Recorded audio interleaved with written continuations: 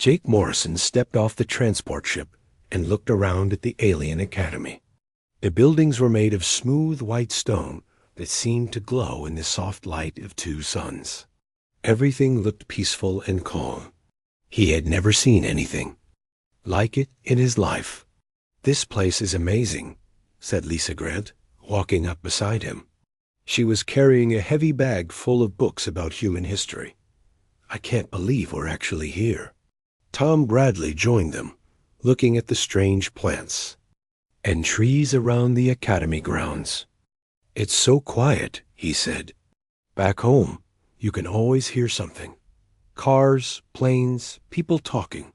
Here, it's like the whole world is asleep." The three humans were the first of their kind to attend the Centauri Academy. They had been chosen from thousands of students back on Earth. Jake studied military history at West Point. Lisa studied how different cultures lived and worked together. Tom learned about battle tactics at the Naval Academy. A tall, thin alien walked toward them. His skin was silver blue, and his eyes were much larger than human eyes. He moved in a way that reminded Jake of a dancer, smooth and graceful. "Welcome to our academy," the alien said. His voice sounded like music. "I am Professor Veltar. I will be your teacher for the next few months." "Thank you, Professor," Lisa said. "We're excited to learn about your world." Professor Veltar smiled, showing small white teeth. "And we are excited to learn about yours.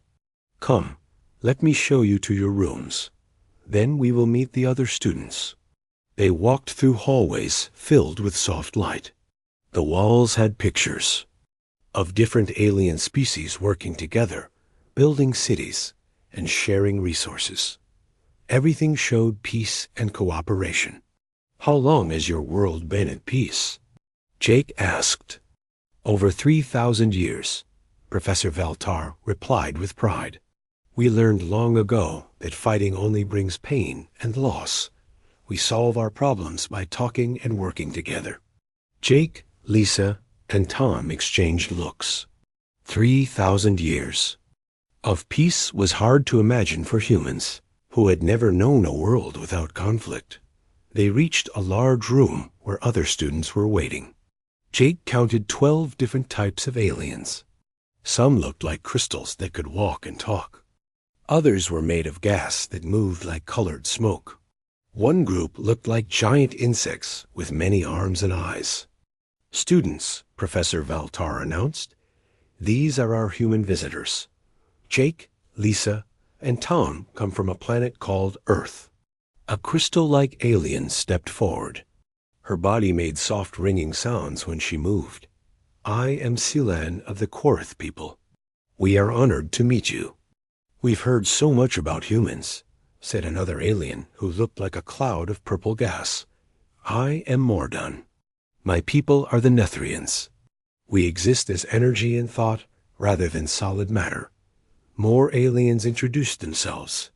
Each one seemed friendly and curious about the humans. Jake noticed that they all spoke in gentle, calm voices. No one seemed worried or stressed about anything. "Tomorrow we begin our studies," Professor Veltar said. "We will learn how different species handle disagreements and solve problems. Each of you will share the methods your people use to keep peace." That evening, the three humans sat together. In Jake's room, the furniture was strange but comfortable. The walls could change colors based on their mood, which took some getting used to. "Did you notice something odd about all those aliens?" Tom asked. "They're all so ... peaceful," Lisa said. "I mean, really peaceful. Like they've never had to worry about anything dangerous in their whole lives." Jake nodded. "Professor Veltar said they've had peace for 3,000 years. That's longer than all of recorded human history. What are we going to tell them tomorrow?" Tom wondered. "When they ask about how humans solve problems," Lisa looked through her books. "I brought everything I could find about human conflict resolution. But most of it involves some kind of fighting or threat of fighting. Maybe we should focus on diplomacy," Jake suggested. We do have the United Nations, peace treaties, trade agreements. But those only work because everyone knows what happens if they don't work, Tom pointed out. The threat of war is always there, even when we're trying to avoid it. They talked late into the night, trying to figure out how to explain their world to beings who had never known violence. How could they describe the concept of war to species that had forgotten how to fight? Outside their window, the two suns set slowly, painting the sky in colors that didn't exist on Earth. The academy grounds were quiet and peaceful. No guards walked around. No fences or walls protected the buildings. The aliens lived in a world where such things were not needed. Jake thought about his home on Earth. Even in the safest places, people locked their doors at night. Police patrolled the streets. Military bases protected the borders. Humans had built their entire civilization around the idea that threats could come from anywhere at any time.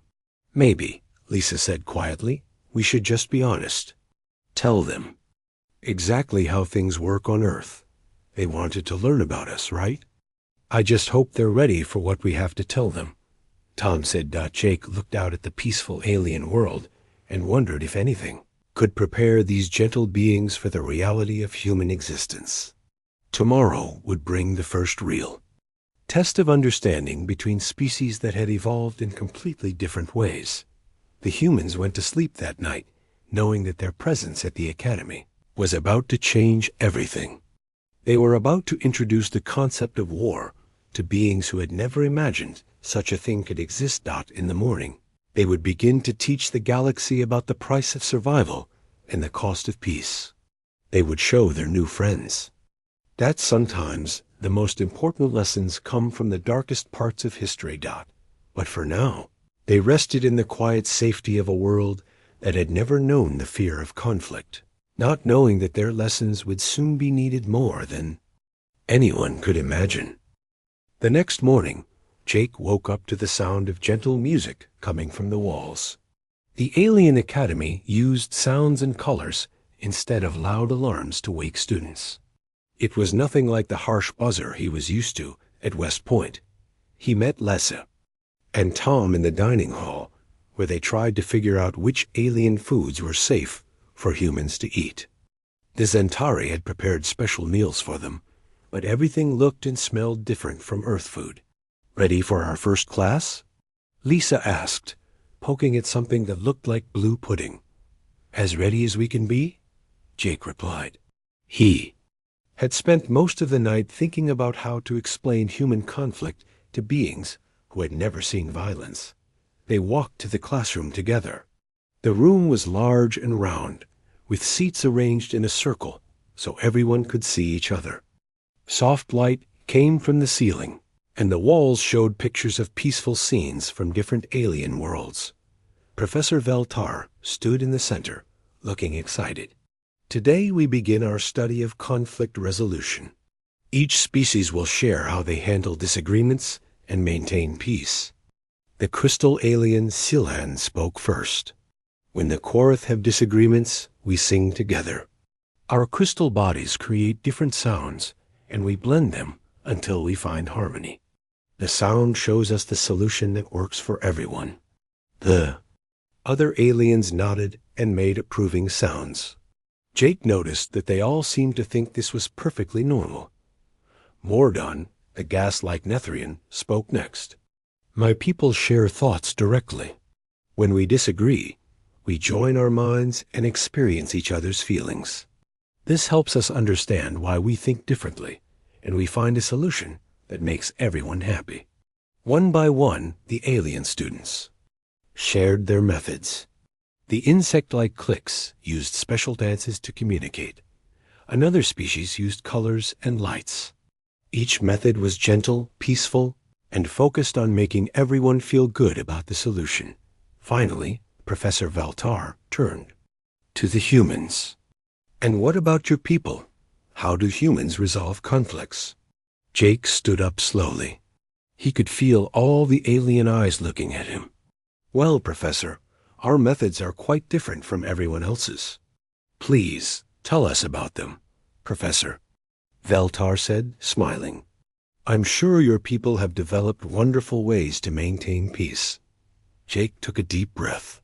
The thing is, we haven't really maintained peace. Humans have been fighting each other for as long as we've existed. The room became very quiet. Some of the aliens looked confused, as if they hadn't understood what Jake said. Fighting?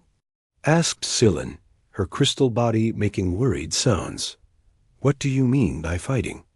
Lisa stood up to help explain. We mean physical conflict, violence, war. Humans use weapons and armies to force other humans to do what they want. The silence in the room was so complete that Jake could hear his own heartbeat.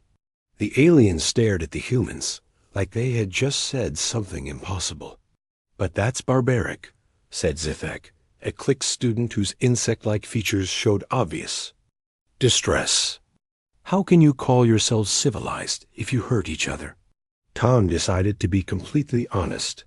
We probably are the most violent species in this room. We fight wars all the time. Even right now, while we're here, humans are fighting somewhere. On Earth, Professor Veltar's large eyes blinked rapidly. But surely these are just small disagreements? Minor conflicts between individuals? No, Jake said quietly. We fight wars between entire nations. Millions of people fight in these wars. Millions more die. The word die seemed to hit the aliens. Like a physical blow, several of them made sounds of distress. The Nethrian student began to flicker with what looked like panic. You kill each other? Mordone asked, his gaseous form trembling. On purpose? War always involves killing, Lisa explained. It's the main way humans have solved big problems throughout history. When we can't agree on something important, we fight until one side wins. Scylin's crystal body was ringing with high, stressed sounds. This is impossible. No species could survive if they constantly killed their own kind. But we have survived, Tom pointed out. There are over 8 billion humans on Earth now. More than there have ever been before. How? Professor Veltar asked, his voice barely a whisper. How do you maintain any kind of society if you're always fighting? Jake activated the room's display system and showed a map of Earth. This is our world. Right now, there are 195 different countries. Each one has its own government, its own army, and its own weapons. You divide your own planet? Zithak asked in disbelief. We've always been divided, Lisa said. Different groups of humans have different ideas about how to live. When those ideas conflict too much, we fight. The aliens looked at the map like it was the most terrifying thing they had ever seen. The idea of a world divided against itself was completely foreign to them. But how do you build cities? How do you create art or music or literature if you're always preparing for war? Professor Veltar asked. We build those things because of war, not despite it, Tom explained. Competition makes us stronger. The threat of conflict forces us to innovate, to improve, to become better. That's horrible, Mordon said, his form flickering with distress. You've turned survival into a competition. Everything is a competition, Jake said. Nations compete for resources, for territory, for influence. Companies compete for customers. Even individual humans compete for jobs, for mates, for social position. The alien students were beginning to understand that they weren't just dealing with a different culture. They were dealing with a completely different way of thinking about existence itself. So when you have a problem, Scyllin said slowly, you don't try to find a solution that makes everyone happy. We try to find a solution that makes us win, Lisa replied. If everyone can be happy, that's nice. But if someone has to lose for us to win, that's just how it is. Professor Veltar sat down heavily in his chair. His peaceful worldview was crumbling as he realized that somewhere in the galaxy, There was an entire species that had evolved to see conflict as normal and necessary. "I think," he said quietly, "we need to learn much more about your species. I had no idea that such a different way of thinking could exist." The alien students looked at the humans with a mixture of horror and fascination. They had thought they were meeting new friends who would teach them interesting but peaceful ways to solve problems. Instead, they had discovered that the universe contained beings who had weaponized the very concept of disagreement. For the first time in their lives, the peaceful aliens were beginning to understand that the galaxy might not be as safe as they had always believed. As the class ended, Jake could see that everything had changed. The aliens no longer looked at the humans as fellow students. They looked at them as something dangerous and unpredictable that had somehow learned to wear the mask of civilization. The real lessons were just beginning. Professor Veltar had not slept well. The ideas the human students had shared kept spinning in his mind like a bad dream. He had spent the night reading everything the Academy's computers could find about Earth and human history. What he found made him feel sick. When he entered the classroom the next morning, he saw that word had spread. The room was packed with alien students from other classes, all wanting to see the humans who came from a world of constant war. They whispered to each other in their various languages, their eyes fixed on Jake, Lisa, and Tom. "I have prepared a lesson about human conflict resolution," Professor Veltar announced, his voice shaking slightly. "But I must warn everyone that what we will discuss today is very different from anything we have studied before." He activated the room's main display, and a timeline appeared. It showed human history from ancient times to the present day. The timeline was covered in red marks, so many that they almost blocked out the background. "This," Professor Veltar said, pointing at the display, "shows every major war and conflict in human history. Each red mark represents a time when humans fought each other." The alien students stared at the timeline in shock. There were no empty spaces, no long periods of peace. The red marks covered everything. "That can't be right," said Kareth, a Nethrian student whose gaseous form was flickering with anxiety. "No species fights that much." Jake stood up and walked to the display. "Actually, this timeline only shows the big wars.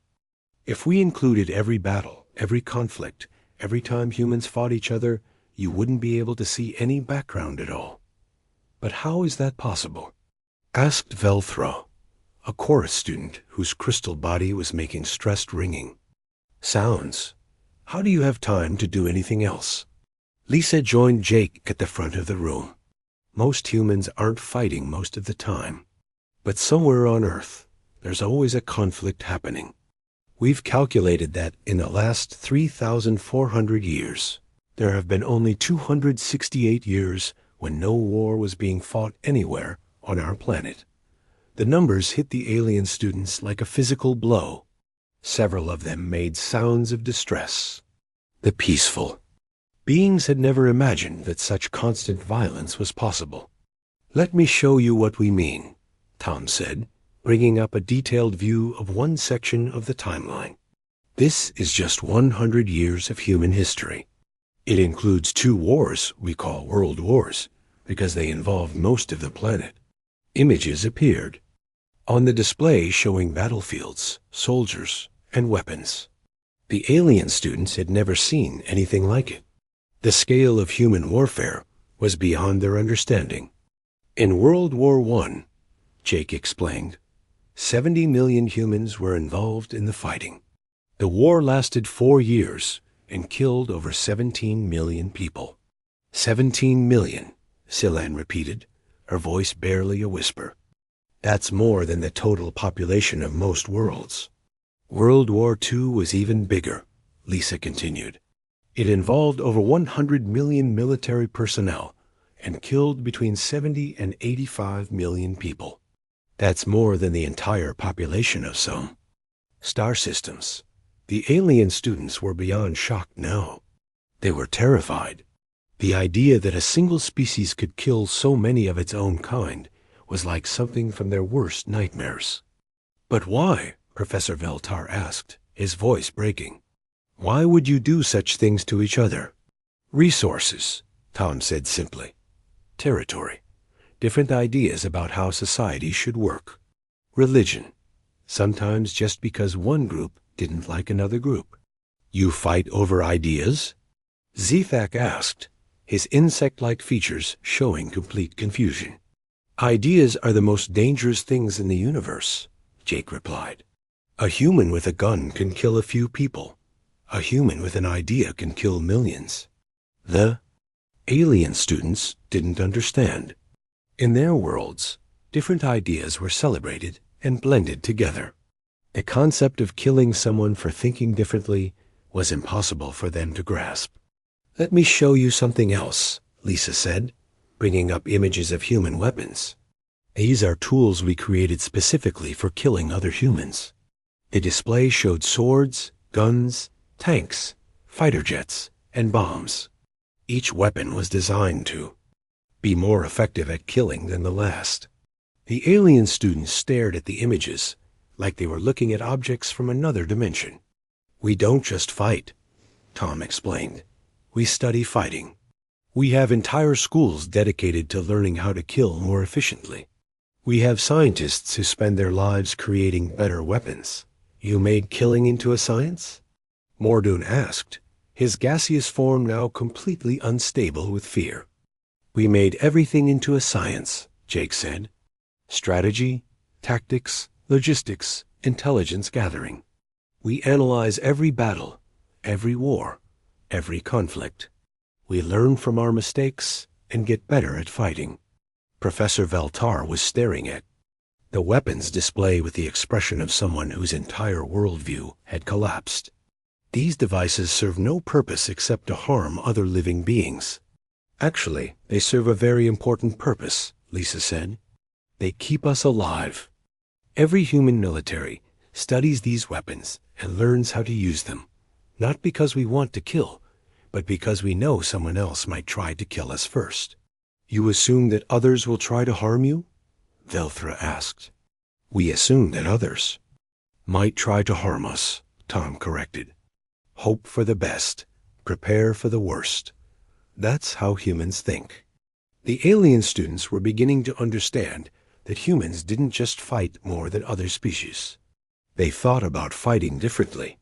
For humans, the possibility of violence was always present, always considered, always planned for. "This is how we've survived," Jake said, looking around the room at the terrified alien faces. "Every human alive today is descended from warriors who won their battles. We are the children of survivors. But at what cost?" Professor Veltar asked. "What has all this violence done to your souls?" "It's made us strong," Lisa replied. "It's made us adaptive. It's made us ready for anything the universe might throw at us." The alien students sat in stunned silence. They had come to the academy to learn about different approaches to problem solving. Instead, they had discovered that somewhere in the galaxy there was a species that had turned problem solving into an art of war. "Tomorrow," Professor Veltar said weakly, "we will continue this discussion. I need time to process what we have learned today." As the alien students filed out of the room, they whispered among themselves in frightened voices. They had thought they were meeting fellow civilized beings. Instead, they had encountered something that challenged everything they believed about intelligence, civilization, and the nature of existence itself. The three humans watched them go, knowing that they had just shattered the peaceful innocence of an entire generation of alien students. But they also knew that in a universe that might not be as safe as these beings believed, ignorance was not protection. Truth was the first step toward survival, even if that truth was terrifying to contemplate. By the fourth day, the news about the human students had spread throughout the entire academy. The lecture hall was packed with aliens from every species and every year of study. Some had traveled from other star systems, just to see the beings, who came from a world of constant war. Professor Veltar entered the room looking tired and worried. He had spent 3 days reading human military history, and the experience had changed him. His usual calm confidence was gone, replaced by a nervous energy that made the alien students even more anxious. Today, we will examine how humans think. About conflict, he announced. I must warn you that what we discuss may be disturbing to those who have never encountered such concepts. Jake, Lisa, and Tom sat at the front of the room, facing hundreds of alien eyes. The attention was overwhelming, but they had agreed to be completely honest about their species, no matter how uncomfortable it made their audience. Human military thinking is based on a simple idea, Jake began. We prepare for the worst possible situation, and then we prepare for something even worse than that. He activated the display, showing a 3-dimensional map of an ancient battlefield. This is the Battle of Gettysburg from our Civil War. Over 150,000 soldiers fought here for 3 days. Both sides used complex strategies and tactics. The alien students watched in fascination and horror as Jake explained how human armies moved, how they positioned themselves, and how they tried to outsmart each other. The level of planning that went into human warfare was staggering. Notice how each side tries to predict what the other side will do, Lisa added. Human warfare is like a deadly game of chess. You have to think several moves ahead. A click student named Murtar raised one of his many arms. But how do you know what the enemy will do? We study them, Tom replied. We learn their habits, their weaknesses, their preferred tactics. We try to think like they think. You study other humans like they are a different species? Asked Silon, her crystal body vibrating with confusion. We study everyone, Jake said. Other nations, other cultures, other armies. We learn everything we can about potential enemies. The word enemies seemed to hit the aliens like a physical blow. In their peaceful worlds, the concept of having enemies was foreign and terrifying. But these are your own people, Professor Veltar said. How can you call other humans your enemies? Not all humans think the same way, Lisa explained. We have different religions, different political systems, different ideas about how society should work. Sometimes these differences lead to conflict. Tom brought up images of different human military uniforms and equipment. Each nation has its own army, its own weapons, its own battle plans. We compete with each other constantly.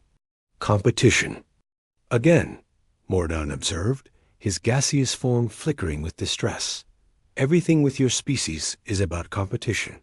Competition makes us stronger, Jake said. It forces us to innovate, to improve, to become better at everything we do. The alien students were beginning to understand that humans didn't just fight more than other species. They had built their entire civilization around the concept of competition and conflict. Let me show you something, Lisa said, bringing up images of human technology. Many of the things we use every day were originally created for warfare.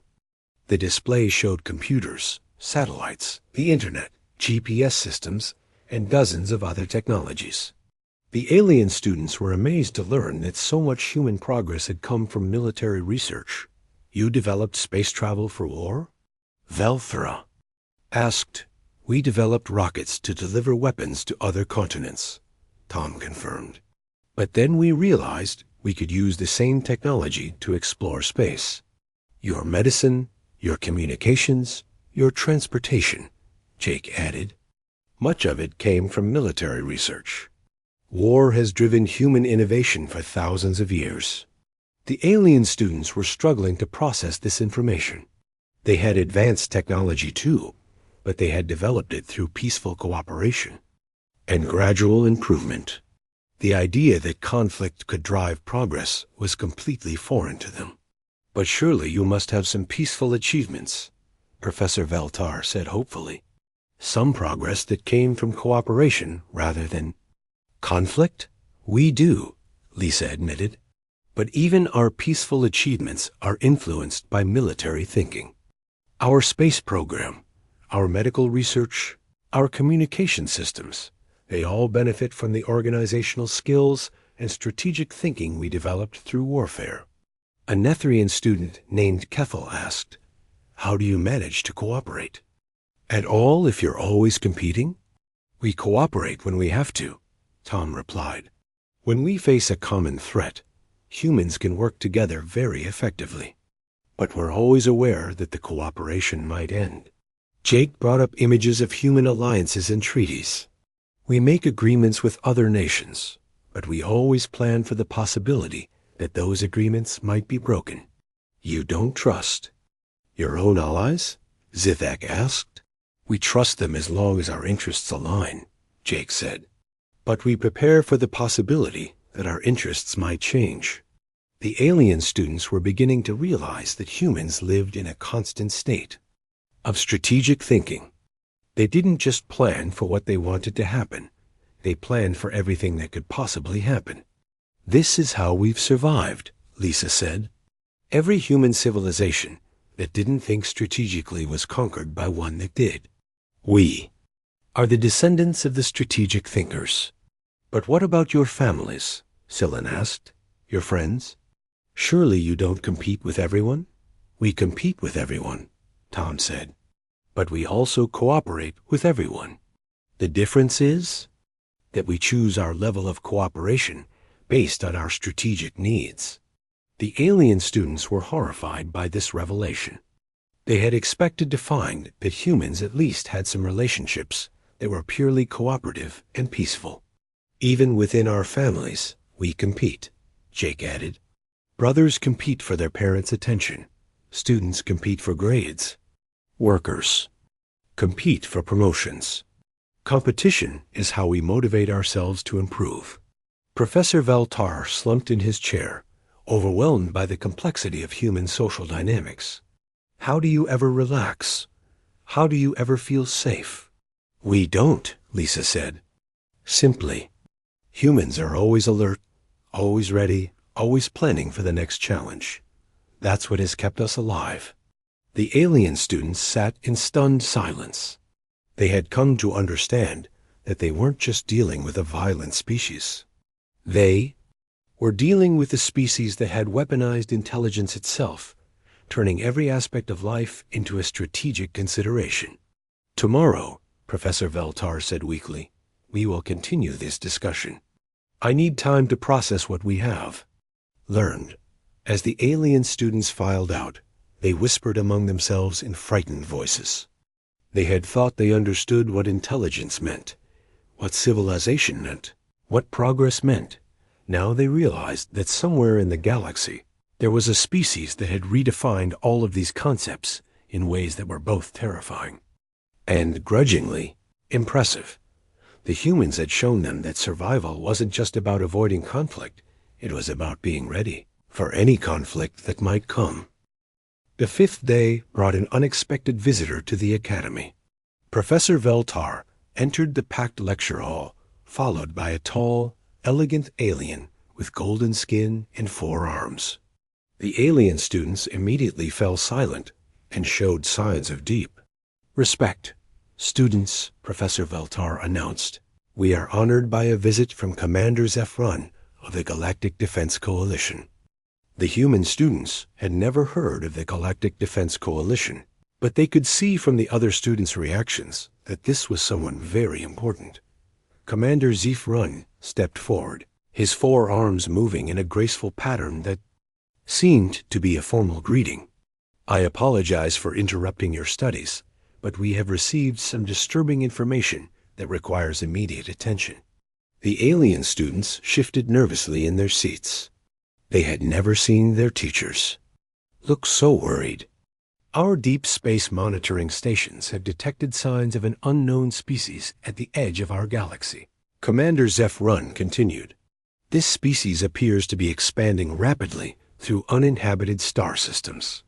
They have shown no interest in communication." A wave of confused murmurs spread through the room.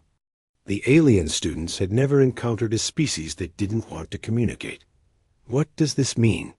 asked Scyllin, her crystal body ringing with anxiety. "It means we may be facing our first contact with a potentially hostile species, Commander." Zeph Run replied, "The Galactic Defense Coalition has not dealt with such a situation in over 1,000 years." Professor Veltar looked embarrassed. "The truth is, we have forgotten how to think about threats. Our species have been peaceful for so long that we no longer know how to prepare for conflict." Commander Zeph Run turned to look directly at the 3 human students. "Which is why I've come to speak with you. We have learned about your species' experience with conflict, and we need your advice." The alien students turned to stare at the humans with new eyes. What had seemed like primitive barbarism suddenly looked like valuable expertise. Jake stood up slowly. "What exactly do you want to know?" "Everything," Commander Zeph Run replied. "How do you prepare for an unknown threat? How do you defend against an enemy you don't understand?" Tom and Lisa joined Jake at the front of the room. For the first time since arriving at the academy, they felt like they were being asked to do something they were truly qualified for. "First," Jake said, "we need to gather intelligence. What do we know about this species?" Commander Zeph Run activated a holographic display showing star charts and sensor readings. "They appear to be technological, but we cannot understand their technology. They build structures on planets, but we don't know what the structures are for. They ignore all attempts at communication." "How fast are they expanding?" Lisa asked. "They have claimed 12 star systems in the past 6 months," Commander Zeph Run replied. "All uninhabited, but they seem to be moving toward inhabited space." Tom studied the display carefully. Their expansion pattern shows planning and coordination. This isn't random exploration, it's organized advancement. The alien students watched in amazement as the 3 humans began to analyze the threat like experienced military officers. Their entire manner had changed from students to experts. "We need to assume hostile intent," Jake said.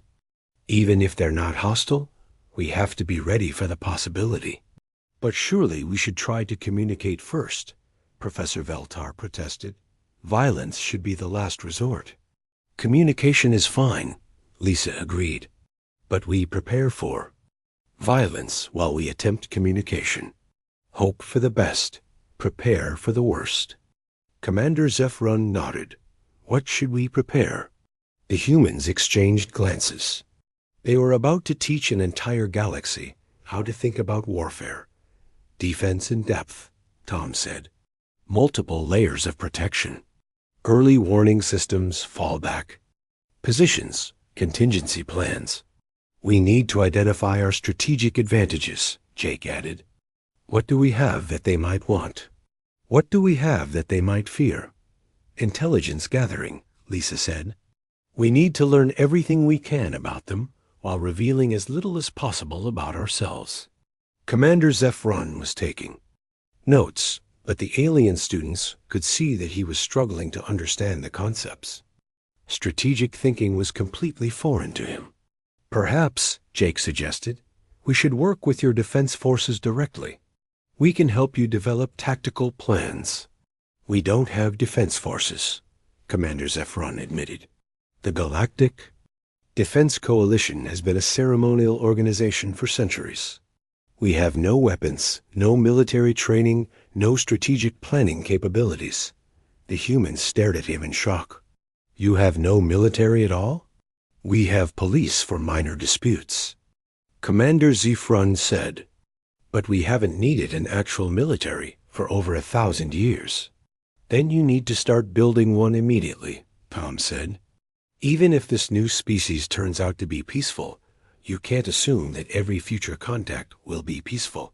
The alien students were beginning to understand that their entire civilization was defenseless. They had built their society on the assumption that everyone in the universe was as peaceful as they were.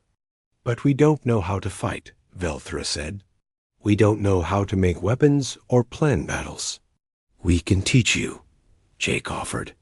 It's not something you can learn overnight, but we can help you start. Commander Zeph Run looked relieved. The Coalition would be grateful for any assistance you can provide. Over the next several hours, the humans outlined basic defensive strategies. They explained the importance of intelligence gathering, strategic planning, and military preparation. The alien students listened with growing respect and understanding. See, Lisa said to the class, this is why humans study military history. Not because we love war, but because we know the universe can be dangerous. We prepare for threats so we can protect what we value. Professor Veltar looked at the humans with new understanding. All this time, we thought your violence was a weakness, but it was actually preparation. Every human child learns about war not to glorify fighting, Tom explained, but to understand the cost of peace. We know that freedom and safety must be defended. The alien students were seeing their human classmates in a completely different light. What had seemed like primitive aggression was actually sophisticated survival strategy. So when you study battles and weapons, Zithek said slowly, you're really studying how to protect your people? Exactly, Jake confirmed. We learn from every conflict so we can be ready for the next one. We study our failures as much as our victories. Commander Zifrun stood up, his forearms moving in what the humans now recognized as a gesture of respect. The galaxy owes you a debt of gratitude. We have been living in ignorance, assuming the universe was safe simply because we wanted it to be. The universe isn't safe or dangerous, Lisa said. It just is. Safety is something you have to create and maintain. Over the following days, the humans worked with Commander Zephrun and his staff to develop basic defense plans. They taught the aliens about early warning systems, strategic positioning, and tactical thinking. It was like teaching children to walk, but the aliens were eager to learn. The alien students at the academy became the first members of a new generation that understood the difference between peace and defenselessness. They learned that their ancestors' achievement wasn't just ending war. It was creating a society so successful that others wanted to protect it. We thought you were barbarians, Silen admitted to Jake one evening as they walked through the academy gardens. But you're really guardians, aren't you? We're both, Jake replied honestly. Humans can be incredibly violent, but we're violent in defense of things we care about. Our families, our friends, our way of life. 3 weeks later, the unknown species made contact. They sent a simple message that was translated by the galaxy's best linguists. We come in peace. We seek knowledge and friendship. The relief throughout the galaxy was enormous. The threat had turned out to be peaceful explorers after all. But something had changed forever. Even though they turned out to be friendly, Tom told the assembled alien students, we were ready for any possibility. That readiness is what kept everyone safe. Professor Veltar stood before his class, looking older but wiser than when the humans had first arrived. We have learned that intelligence without preparation is not enough. We must be ready for whatever the universe might bring us. The alien students nodded in agreement. They had learned that the humans weren't violent because they were primitive. They were prepared because they were wise. The exchange program will continue, Commander Zephrun announced. But now it will include military studies as well as cultural exchange. We need to learn how to think like defenders. As the term ended, the 3 humans prepared to return to Earth. They had come to learn about peaceful cooperation, but instead they had taught an entire galaxy about the price of freedom and the responsibility of strength. Will you come back? Morden asked, his gaseous form stable for the first time since they had met. Yes, Lisa promised. There's still a lot we can teach each other. The alien students had wanted to show the humans a better way to live. Instead, they had learned that the humans' way of living Always alert, always prepared, always ready, might be the key to survival in a universe that was bigger and more uncertain than they had ever imagined. As their ship departed from the Academy, Jake, look,